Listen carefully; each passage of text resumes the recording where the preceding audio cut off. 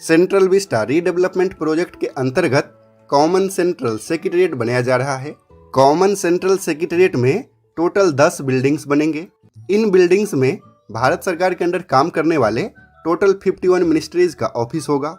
इन offices में लाखों employ काम करते हैं। इसके अलावा काफ़ी सारे पब्लिक भी इन ऑफिसेज में जाते हैं अपने अपने काम से। इसीलिए इन ऑफिसेज को पब्लिक ट्रांसपोर्ट से वेल कनेक्टेड होना चाहिए।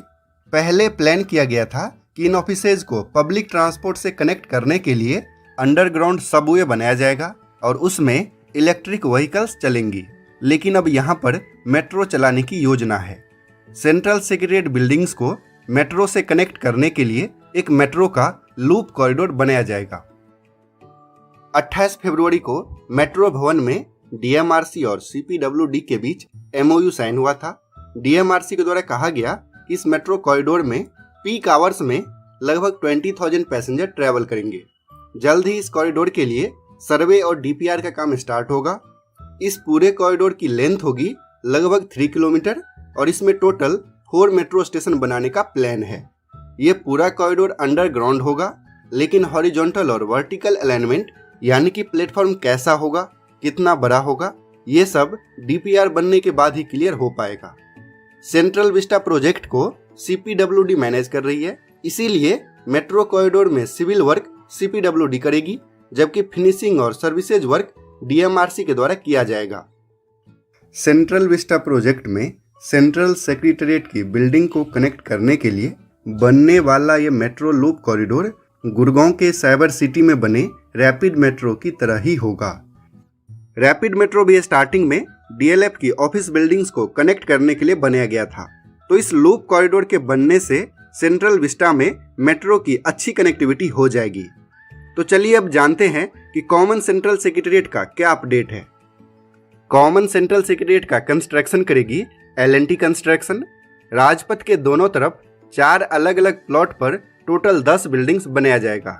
सभी बिल्डिंग 7 फ्लोर का होगा और इनकी हाइट 42 मीटर से कम ही होगी, यानी कि सभी बिल्डिंग आइकॉनिक इंडिया गेट से कम हाइट की ही होगी।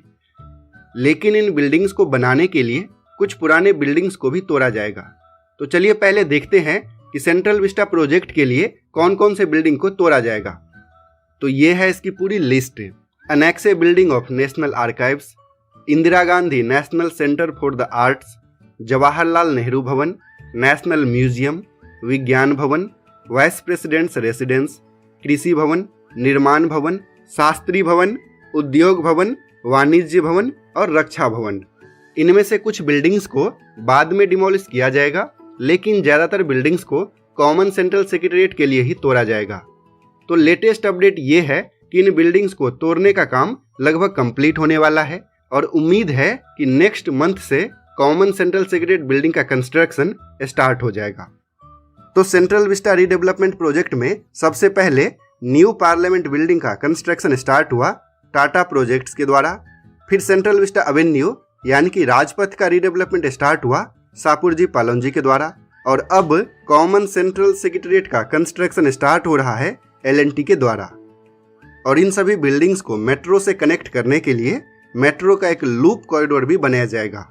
तो सेंट्रल विस्टा रीडेवलपमेंट प्रोजेक्ट से रिलेटेड अगर आप और भी ज़्यादा वीडियो देखना चाहते हैं तो इस प्लेलिस्ट को क्लिक कीजिए।